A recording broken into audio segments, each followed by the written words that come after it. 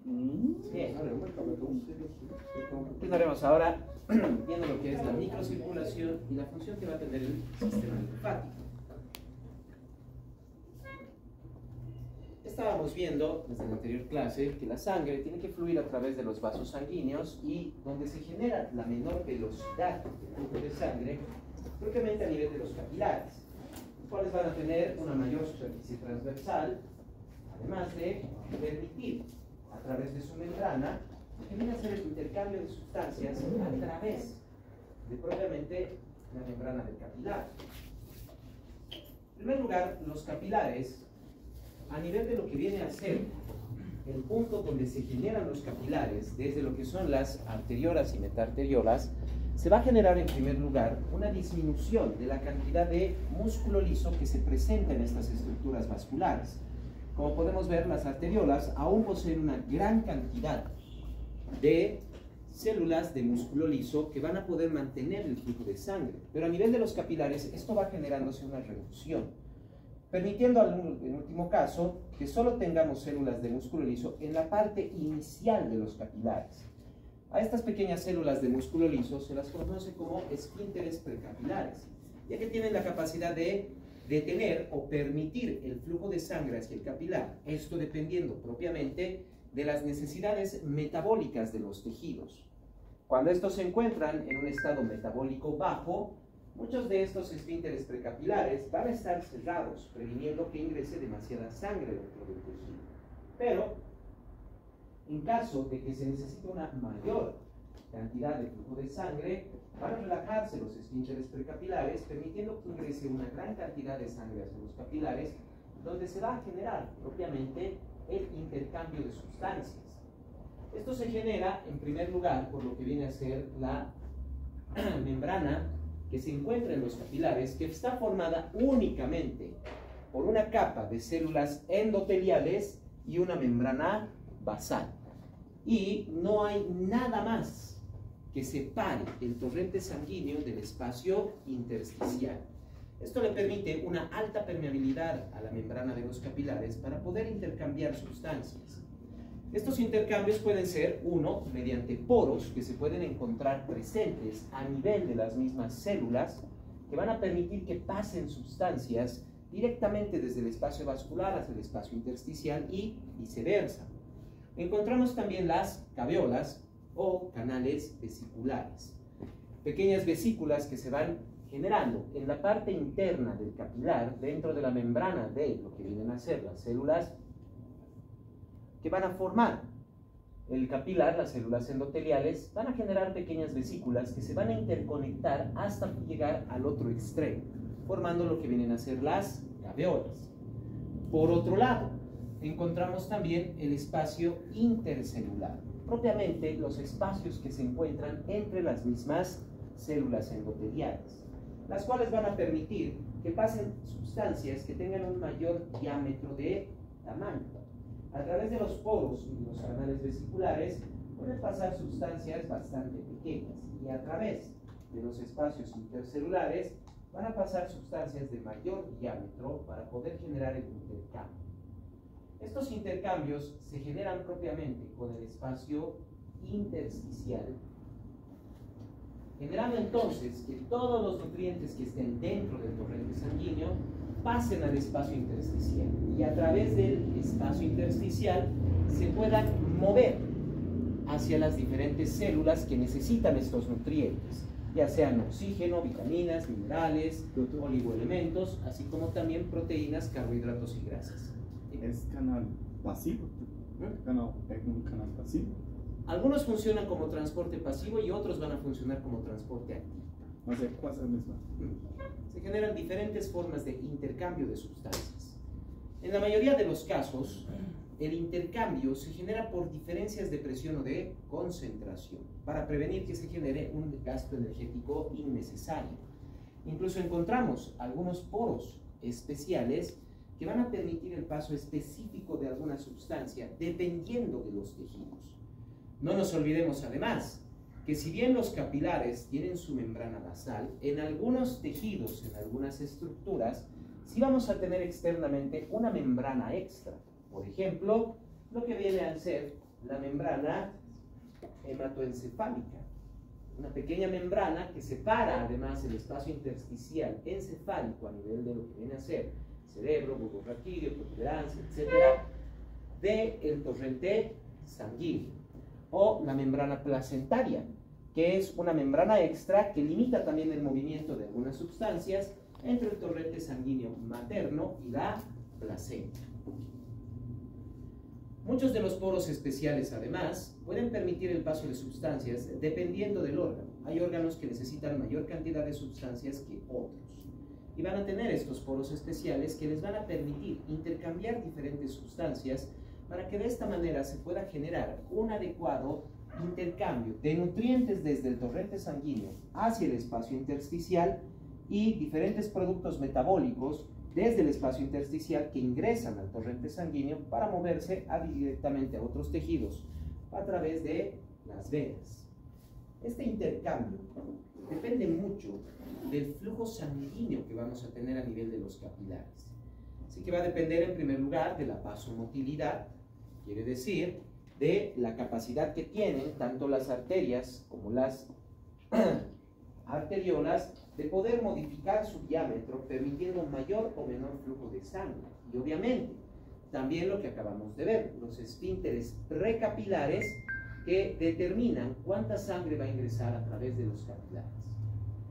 Así como también de las concentraciones de oxígeno, ya que estas van a determinar no solo el funcionamiento metabólico del tejido, sino que también, y como vamos a ver en los temas más adelante, dependiendo de la concentración de oxígeno, es que la musculatura lisa de los vasos sanguíneos puede contraerse o relajarse, facilitando y modificando además el flujo sanguíneo a nivel de capilar.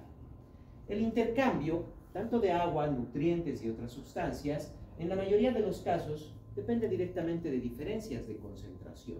Por ejemplo, la sangre arterial tiene una gran concentración de oxígeno y hay muy poca concentración de oxígeno en el espacio intersticial y aún menor dentro de las células porque la célula intercambia propiamente el oxígeno, lo va quemando formando dióxido de carbono.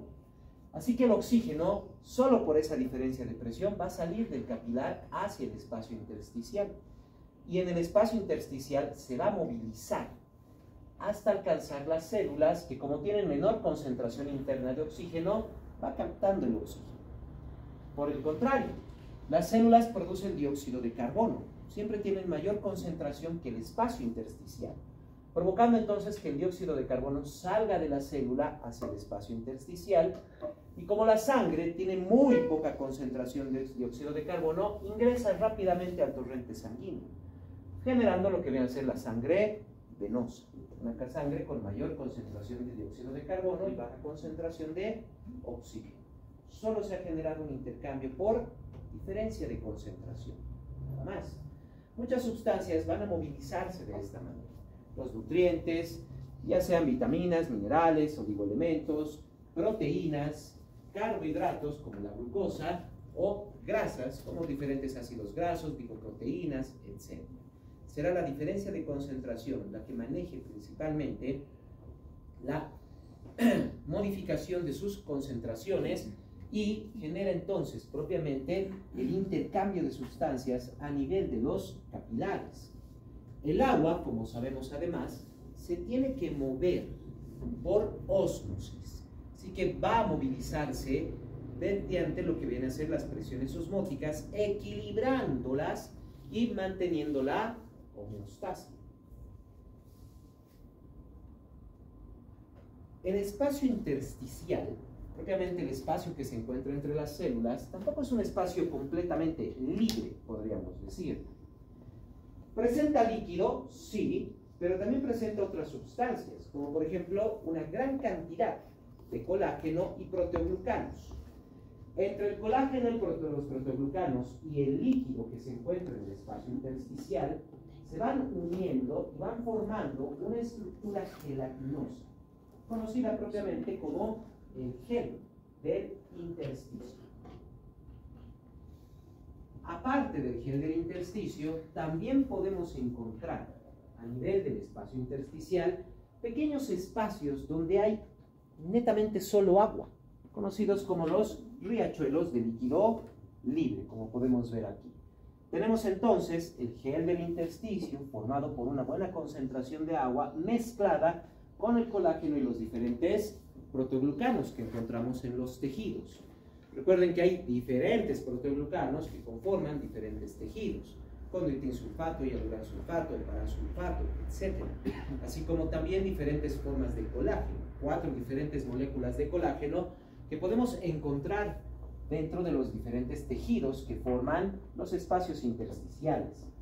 Y en algunos casos, algunas proteínas extras, como por ejemplo la elastina, que encontramos en los tejidos elásticos, o fibrina, que podemos encontrar en tejidos fibrosos. El gel del intersticio tiene la función, en primer lugar, de mantener la estructura celular intersticial. Como pueden ver, básicamente en algunas partes hay células que no están en contacto directo unas con otras. Este espacio intersticial, pero mantiene estas células en su posición gracias a la presencia de lo que viene a ser el gel del intersticio. En otros lados, sí, las células están mucho más cerca, incluso tienen uniones intercelulares, lo que les va a permitir mantener una mejor estructura. Pero hay tejidos como el tejido adiposo, donde no tenemos esa facilidad. Entonces, por ejemplo, lo que viene a ser el tejido celular subcutáneo mantiene casi su posición, todas sus células, gracias propiamente a lo que viene a ser el gel del intersticio. El líquido libre puede aumentar o disminuir dependiendo de las presiones osmóticas que se encuentren dentro de cada uno de los tejidos que presentamos en el cuerpo. La filtración o el intercambio depende además de presiones que se van a generar propiamente a nivel de los capilares, conocidas como las fuerzas de estática. En total, tenemos 4 fuerzas, 2 hidrostáticas y 2 osmóticas, o propiamente también conocidas como coloidosmóticas. 2 que van a empujar el líquido fuera del capilar y 2 que más bien lo empujan dentro de los capilares. En primer lugar, tenemos las presiones hidrostáticas, propiamente la presión capilar, que empuja el líquido directamente hacia afuera del capilar. Pero también el intersticio tiene su propia presión hidrostática, la presión del líquido intersticial, que empuja también líquido dentro de los capilares. Encontramos también 2 presiones coloidosmóticas. Se las conoce como coloidosmóticas. Es una presión osmótica generada por la presencia de proteínas en estos espacios o en estos líquidos. Toda presión osmótica que se genere por la presencia de estructuras proteínicas adquiere el nombre de presión coloidosmótica. Y tenemos entonces una presión coloidosmótica plasmática generada principalmente por la albúmina, pero coadyuvada por otras proteínas que se encuentran dentro del torrente sanguíneo, como ser la prealbúmina, diferentes proteínas transportadoras o inclusive las proteínas de coagulación como la fibrina, etc. Y también tenemos una presión coloidosmótica en el líquido intersticial, formado propiamente por las mismas proteínas que van formando el gel del intersticio, que es el colágeno, los proteoglucanos y en algunos tejidos también lo que viene a ser el tejido fibroso o incluso la elastina. Hay un cambio dinámico de estas presiones, principalmente de lo que vienen a ser las presiones hidrostáticas. Si nos vamos al extremo arterial, ahí vamos a tener una presión de 35 milímetros de mercurio dentro del extremo arterial de los capilares y la presión del líquido intersticial es menor. Las presiones coloidosmóticas hasta este punto podrían estar equilibradas, pero como tenemos una mayor presión capilar, esta que empuja el líquido fuera del capilar, entonces en el extremo arterial se genera una filtración de líquido desde el espacio vascular hacia el espacio intersticial. A medida que va saliendo el líquido, va cambiando las presiones. Como va saliendo el líquido del capilar, va disminuyendo su presión capilar. Al mismo tiempo ingresa líquido al espacio intersticial, lo que va provocando un aumento de presión intersticial, de presión hidrostática.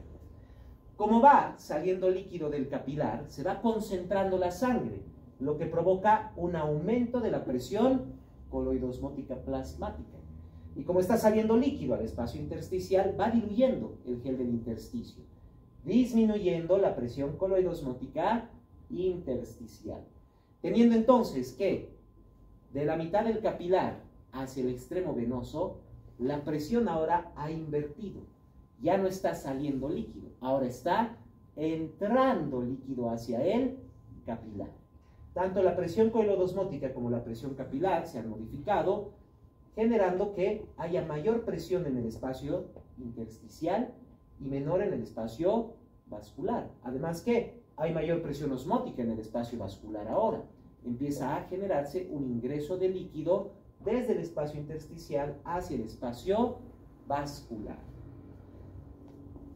Y aquí tenemos una correlación de cada una de estas fuerzas. En el extremo arterial, por ejemplo, tenemos presión capilar, tenemos la presión intersticial, que normalmente es una presión negativa, ya que en esencia casi siempre se va drenando líquido del espacio intersticial.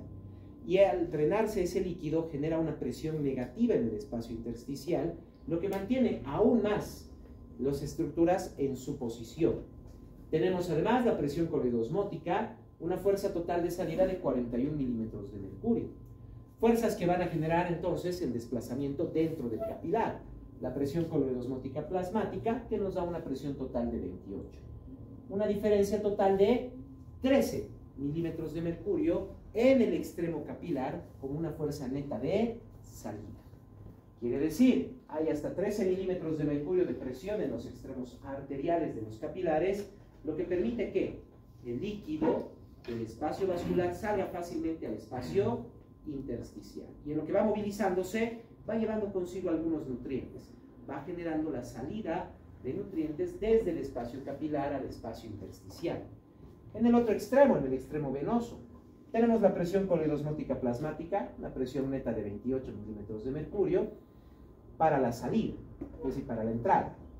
Y desde el exterior vamos a tener la presión capilar, que ya ha aumentado hasta 10, tenemos la presión negativa del líquido intersticial, que se encuentra igual en 3, la presión coloidosmótica intersticial, que se mantiene en 8, dando un total de fuerzas de 21, generando una fuerza neta de entrada de 7 milímetros de mercurio. Una presión ya también que permite que ingrese líquido desde el espacio intersticial hacia el espacio vascular. Todo directamente generado por estas mismas fuerzas, conocidas como las fuerzas de Starling. Como han visto, son un cambio dinámico constante entre el extremo arterial y el extremo venoso de los capilares. Generan entonces que por un lado pueda salir, se pueda filtrar líquido hacia el exterior del capilar, y por el otro extremo, más bien empiece a filtrar líquido hacia el interior del capilar. Y todas estas fuerzas las podemos tomar en conjunto, generando lo que viene a ser el equilibrio de Starling. Generando un análisis global de todas las fuerzas a través de toda la estructura del capilar, no solo en el extremo arterial ni en el extremo venoso. Tenemos una fuerza total de salida de 28.3 milímetros de mercurio y una fuerza total de entrada de 28 milímetros de mercurio. Lo que quiere decir que aún pasando toda la sangre por el capilar, siempre queda una pequeña cantidad de líquido en el espacio intersticial. No se equilibran completamente las fuerzas. El equilibrio de Starling no es perfecto. Hay una fuerza total de salida de 28.3 y una fuerza total de entrada de 28 milímetros de mercurio, generándonos una pequeña diferencia de 0.3 milímetros de mercurio de salida. Así que una vez que pasa la sangre por los capilares, hay una pequeña cantidad de líquido que no puede regresar hacia el torrente sanguíneo por esta mínima diferencia de presión. El equilibrio de Starling, no se olviden, no es perfecto. Hay una pequeña cantidad de líquido que se queda siempre en el espacio intersticial. ¿Y eso qué significa? ¿Qué podría provocarnos eso?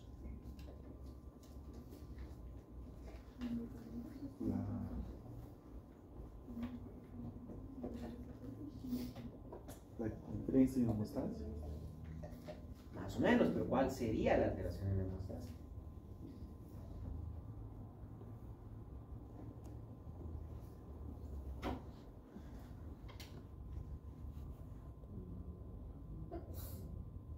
Como si tuvieran una tubería que está goteando. ¿Qué va a pasar? La presión disminuye. Esas pequeñas gotas que van a salir de la tubería van a poder volverlas a colocar dentro de la tubería. Ah, ahí está el detalle. Podemos colocar incluso un balde en esa gotera y poco a poco se va llenando de agua. Ahí está el punto. Que esta mínima presión que queda provoca que una pequeña cantidad de líquido se quede siempre en el espacio intersticial. Y eso puede empezar a acumularse. Tiene que haber una manera de que ese líquido salga de ahí. Porque si no, así como en un balde se va llenando de agua, nuestro espacio intersticial empezaría a llenarse de agua. En un momento vamos a ver lo que eso significa. Para evitar eso, para eso está el sistema linfático. El sistema linfático es el que se va a encargar de drenar esa pequeña cantidad de líquido que queda en el espacio intersticial. Porque esa cantidad de líquido que se quedaría en el espacio intersticial, poco a poco provocaría no solo que aumente el líquido del espacio intersticial, sino que provocaría que directamente del torrente sanguíneo empiece a salir líquido constantemente y no va a regresar a la sangre. Así que la sangre empezaría a concentrarse, se haría mucho más viscosa, lo que generaría problemas de homeostasia. Tiene que regresar ese líquido al torrente sanguíneo. Esa es la función que van a tener los vasos linfáticos. El sistema linfático, en primer lugar, tiene la función de drenar el líquido extra que queda siempre en el espacio intersticial. Pero al drenar este líquido también drena otras sustancias. Puede drenar productos metabólicos, puede drenar proteínas y en muchos casos también va a drenar agentes patógenos, ya que en el espacio intersticial es donde podrían acumularse o donde podrían alojarse bacterias, virus, parásitos, etc. Entonces se van a movilizar también a través del sistema linfático. Tanto los vasos linfáticos como los capilares linfáticos tienen una estructura muy similar a lo que vienen a ser el sistema venoso. Las mismas células endoteliales que forman los capilares linfáticos, vean que a diferencia del endotelio normal, no tienen una unión específica, sino que las células van sobreponiéndose una con otra, formando válvulas, permitiendo que el flujo solo se genere en una dirección. Y los vasos linfáticos son una estructura casi idéntica a las venas. Quiere decir, paredes delgadas, poca musculatura, pueden colapsar, pero internamente presentan válvulas, permitiendo que el flujo linfático solo sea en una dirección. Como los vasos linfáticos y los capilares se encuentran dentro del tejido, a medida que se presiona el tejido, a medida que se generan contracciones musculares, igual que las venas, se presionan los vasos y gracias a las válvulas el movimiento es solo en una dirección, generando lo que se llama la bomba linfática, lo mismo que teníamos la bomba venosa. Esta bomba linfática es la que se encarga de mover el líquido y como va absorbiendo el líquido por la bomba venosa, a nivel de lo que viene a ser el espacio intersticial, se va generando una presión negativa. En otras palabras, funcionan como una pequeña aspiradora. Van aspirando el líquido que se encuentra en el espacio intersticial, generando una presión negativa que mantiene los tejidos en su posición. El líquido que van drenando no es agua, pero tampoco es sangre. La sangre es lo que está dentro de los vasos sanguíneos, es una reunión de lo que viene a ser agua, proteínas, células. Eso es sangre. Si le quitamos las células, lo que queda es el plasma, agua con proteínas. Aquí no hay eso, porque la proteína principal del plasma es la albúmina, y esa no sale desde el torrente sanguíneo. Aquí vamos a encontrar líquido con una buena cantidad de algunos otros elementos, tal vez algunos electrolitos, podría haber una pequeña cantidad de proteínas, así como también productos metabólicos. El líquido que se encuentra dentro de los vasos capilares linfáticos se lo conoce como linfa. Tiene una buena cantidad de algunas sustancias, como por ejemplo algunas proteínas de coagulación, así como también algunos desechos metabólicos. Propiamente no es sangre, pero tampoco podríamos decir que es netamente agua. A medida que está siendo aspirada la linfa, va generando una presión negativa. Y eso lo podemos ver constantemente. Si ustedes levantan un poco su piel, vean cómo la piel tiende a quedarse siempre adherida al tejido, ¿verdad? No se levanta como una tienda, sino que se levanta y se adhiere a sí misma después. Eso es porque ahí tenemos una presión negativa que va manteniendo los tejidos adheridos. Porque recuerden histología, ¿hay algo que mantenga adherida la piel al tejido celular subcutáneo? El tejido adiposo es el tejido celular subcutáneo. ¿Pero hay alguna estructura histológica, anatómica, alguna fibra o algo que las envuelva? Así como las células que tenemos, los desmosomas, semidesmosomas, uniones comunicantes, etc.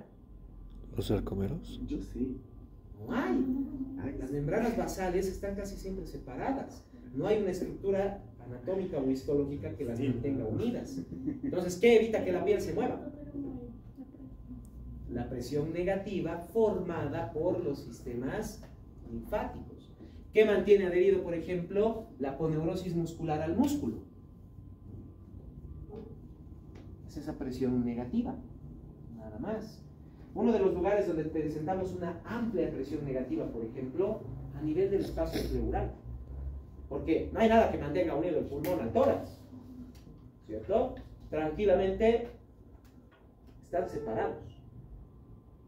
Pero a medida que se mueve el tórax, se mueve también el pulmón con el tórax para la respiración.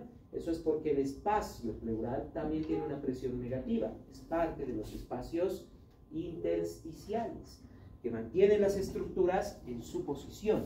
Es esa presión negativa generada por el sistema linfático lo que mantiene esas estructuras. Además, el sistema linfático que empieza en los capilares linfáticos y genera los vasos linfáticos van a ir drenando poco a poco hacia lo que viene a ser en primer lugar los ganglios linfáticos.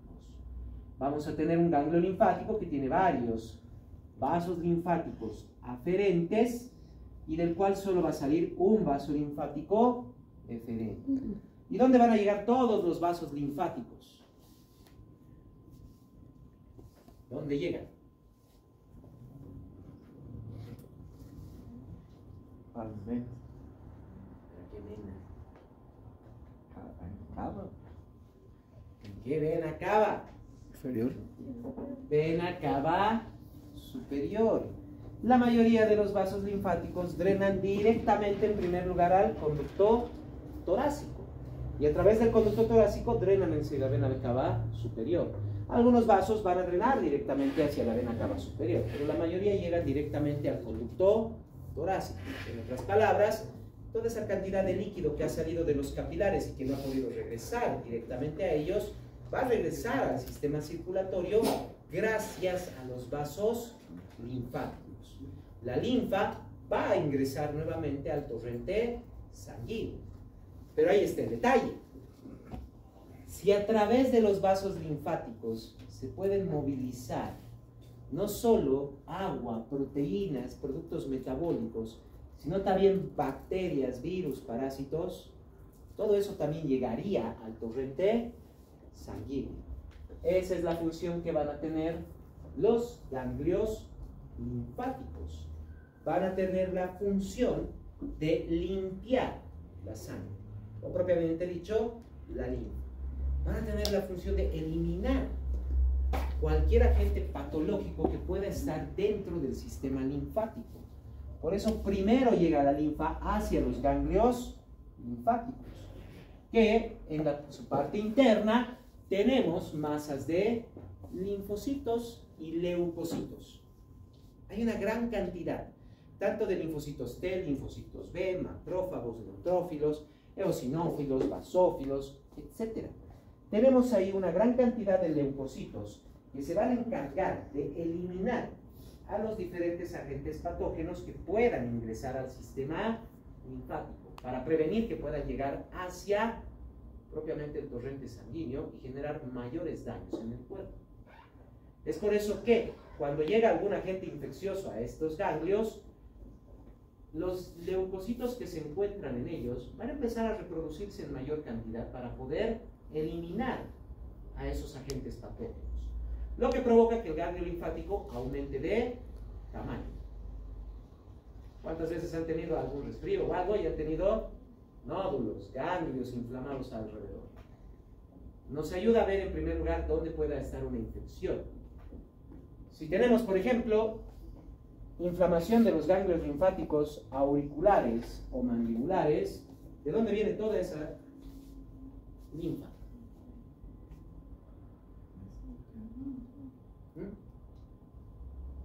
¿De dónde viene toda la linfa que está a nivel de los ganglios retroauriculares, auriculares, así como también mandibulares?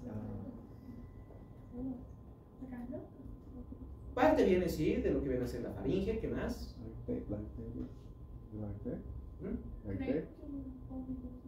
Ya no se olviden que si están hablando del cerebro, esos ganglios linfáticos son aquí atrás, aquí afuera, drenan de todo lo que viene a ser el cuero cabelludo, el frontal, facial, principalmente nasal, faríngeo, oral.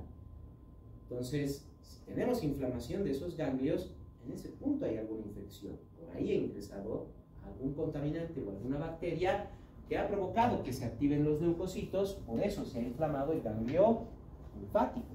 Si son ganglios linfáticos, por ejemplo, axilares,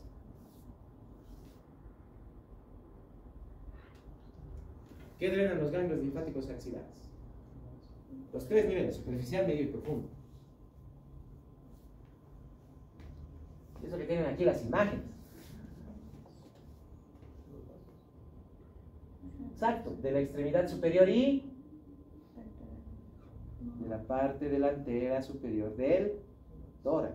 En otras palabras, también de la glándula mamaria. También de la glándula mamaria. Y no solo van a drenar bacterias. A través de esta presión negativa, también van a absorberse células que puedan estar desprendiéndose del tejido, conocidas también como células neoplásicas. Tumores. Es la forma de diseminación de los cánceres, porque la presión negativa va a tomar una pequeña célula. Si es una célula cancerígena, se va a mover. ¿Dónde va a llegar primero? Al ganglio linfático, y va a empezar a reproducirse ahí la célula, lo que hace que los ganglios linfáticos también empiecen a tener un tumor, un cáncer. Así empieza a diseminarse un cáncer. Luego, esa célula puede moverse también por el resto del sistema linfático y llegar a otras partes del cuerpo. Es la forma principal de diseminación de los tumores. En otras palabras, cuando hablamos de cáncer, esa es la forma de metástasis. La principal forma de metástasis es gracias al sistema linfático. Por eso les preguntaba, por ejemplo, de los axilares. Porque si la persona tiene cáncer de mama, no solo vamos a extraer la glándula mamaria, también vamos a tener que sacar los vasos linfáticos, porque casi seguro que en alguno de ellos puede haber una célula cancerígena. No los podemos dejar, porque si no, no estamos eliminando adecuadamente el tumor. Siempre que encontramos un cáncer y ya detectamos que se está empezando a diseminar, no solo vamos a sacar el tumor principal, vamos a empezar a sacar vasos linfáticos. Vamos a empezar a extraerlos, porque es muy probable que en algunos de ellos encontremos células cancerígenas. Pero claro, no vamos a sacar todos los vasos linfáticos, porque si sacáramos, por ejemplo, de un cáncer de mama todos los vasos linfáticos axilares, nos quedamos sin drenaje linfático de la extremidad superior. Así que el equilibrio de Starling provocaría que quede líquido siempre en este espacio, y eso rompería por completo la homeostasis. Entonces, si vamos a sacar linfáticos, vamos a sacarlos la mayoría, pero no todos. A nivel, por ejemplo, de lo que viene a ser el cáncer de mama, se extraen los vasos linfáticos superficiales y medios, se quedan los profundos, para que puedan drenar la extremidad superior. Eso en diferentes tumores. Por ejemplo, cáncer a nivel de las extremidades inferiores, si es en los pies, por ejemplo, un sarcoma, un melanoma, etc., tenemos los ganglios linfáticos popliteos, que los podemos extraer sin ningún problema. Si es más arriba, tendríamos ya que sacar los inguinales. Y los inguinales también nos sirven para lo que viene a ser el cáncer de cuello uterino, cáncer prostático, etc. Tenemos que empezar a sacar.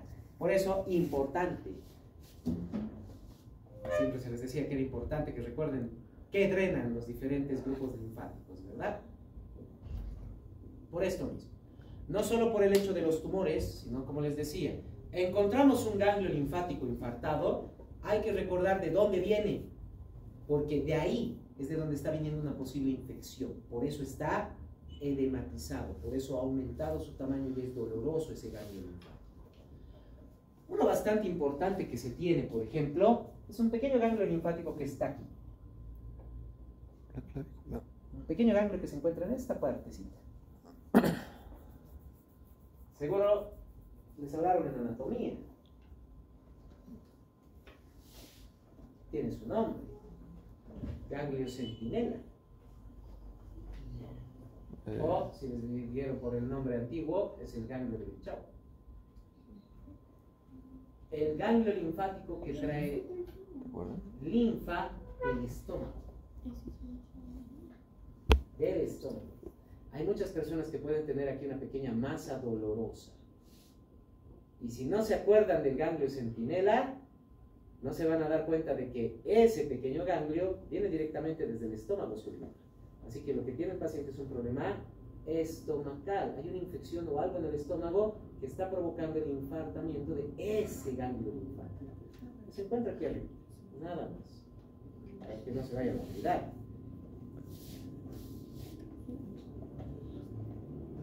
Por otro lado, los vasos linfáticos, a medida que van drenando el líquido, van regulando no solo la presión intersticial, sino también el mismo flujo linfático, generando la bomba linfática, como les decía, que se genera propiamente a nivel de los capilares debido a las presiones que generamos con nuestro tejido. Quiere decir, lo mismo que estábamos viendo con el sistema venoso, ¿verdad? Una persona que está parada mucho tiempo pero sin moverse, va a acumular gran cantidad de líquido en la extremidad inferior, lo que puede provocar en las venas, propiamente, varices. Y a nivel del sistema linfático y capilar, quiere decir en la microcirculación, que se vaya acumulando líquido en esa parte inferior, haciendo que aumente el volumen del tejido, lo que comúnmente las personas llaman como hinchazón, pero no es propiamente hinchazón. De aquí en adelante ustedes ya no pueden usar ese término. Ya no pueden. Porque pueden ser dos cosas. Puede ser una inflamación que tiene que ver con el sistema inmunológico, o puede ser un edema, que es lo que se genera por la alteración del sistema linfático. Un edema es propiamente la acumulación de líquido en el espacio intersticial. Y eso se produce por una de dos causas. O sale demasiado líquido de los capilares que no puede alcanzar a ser drenado por el sistema linfático, o está obstruido el sistema linfático y no está drenando ese líquido. Una de las dos causas. Recuerden, un edema es la acumulación de líquido en el espacio intersticial. Y a medida que se va acumulando el líquido, vean, estos eran los riachuelos de agua que deberían ser de más pequeños y casi no deberían verse en un corte histológico. Pero aquí, ¿qué ha pasado? Estamos viendo los riachuelos. Hay demasiada agua en ese espacio. A eso se conoce con el nombre de edema. Vuelvo a repetir, edema es la acumulación de líquido en el espacio intersticial, en cualquier espacio intersticial. El edema puede ser de origen capilar, quiere decir hay mucha presión capilar, lo que pasa por ejemplo en hipertensión. Hay muchas personas hipertensas que parece que estuvieran hinchados, ¿verdad?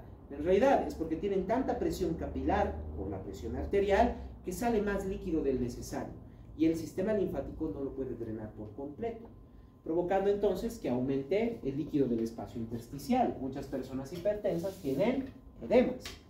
Puede ser también un linfedema. Quiere decir, está obstruido el sistema linfático y no drena adecuadamente el líquido. Y como veíamos, el ejemplo que les decía, una pequeña gota de agua que sale de una tubería. Si colocamos un balde abajo, gota a gota va a empezar a llenarse. De esa pequeña diferencia de líquido linfático empieza a acumularse en el tejido. Y vean cómo poco a poco va aumentando el volumen. No es que aquí haya grasa, no es que aquí haya mayor incremento de tejido. Esto es únicamente una acumulación de líquido. Líquido, está así el tejido. De lo que no deberían verse los riachuelos de agua, se ven. Se ven. Eso es propiamente lo que se conoce como linfedema. Un edema generado propiamente por la obstrucción de los vasos linfáticos. Esta imagen, por ejemplo, es de la filariasis, un parásito que obstruye los ganglios linfáticos. Es un parásito que tiene la capacidad de ingresar al sistema linfático y se queda en los ganglios linfáticos, provocando su obstrucción, entonces previniendo que pueda drenarse el líquido del espacio intersticial. Con el tiempo va acumulándose líquido y nos va generando lo que viene a ser un linfedema. Quitamos la obstrucción y todo esto va a revertirse. Se elimina el parásito y se revierte por completo todo esto. Se va a ir revirtiendo. El líquido va a empezar a drenarse, va a empezar a salir y va a regresar a lo normal. Por eso les decía, en un tumor nunca se extraen todos los vasos linfáticos, porque provocaríamos linfedemas. Tiene que haber una forma de drenaje de ese líquido.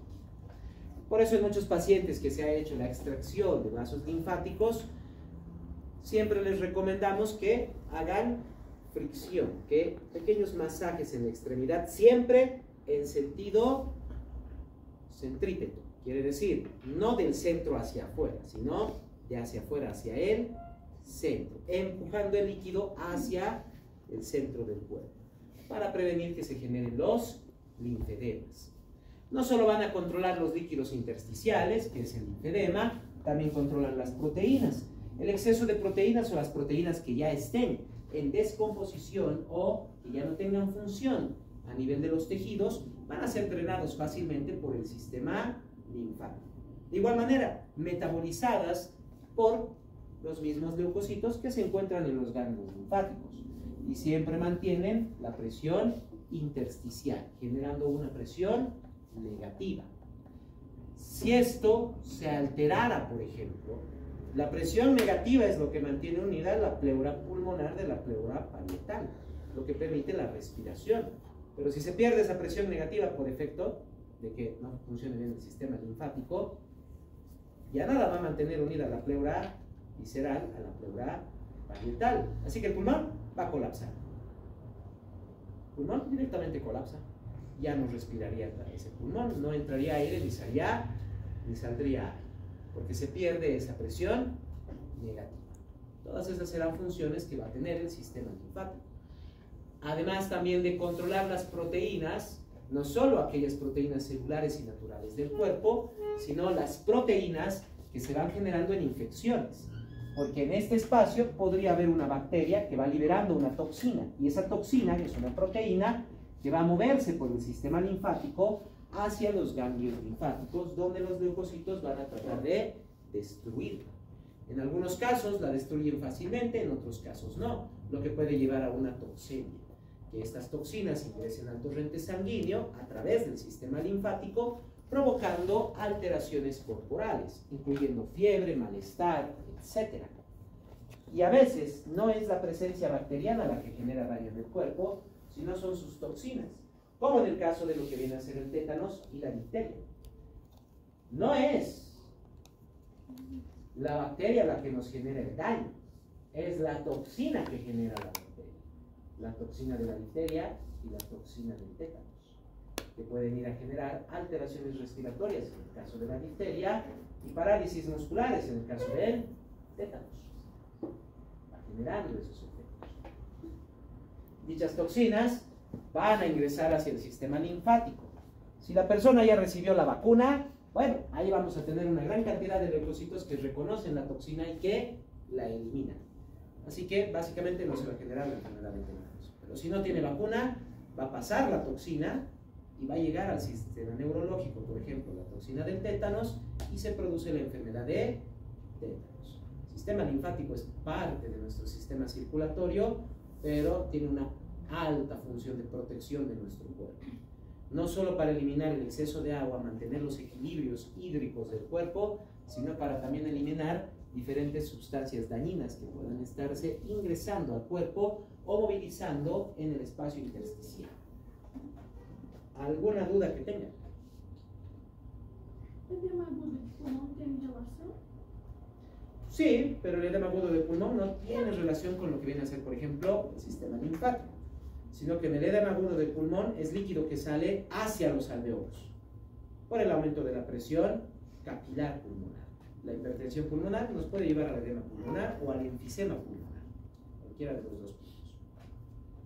¿Alguna otra duda?